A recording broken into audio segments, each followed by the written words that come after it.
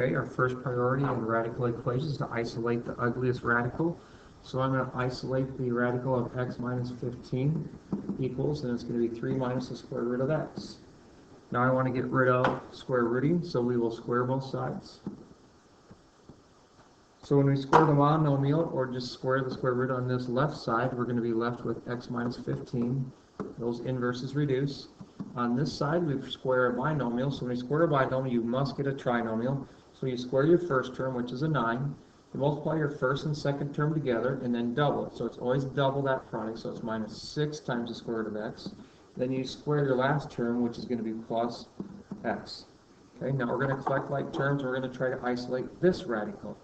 So we're going to subtract x from both sides, which reduces those. Now I'm going to subtract 9 from both sides, so that's a negative 24 equals a negative 6 square root of x.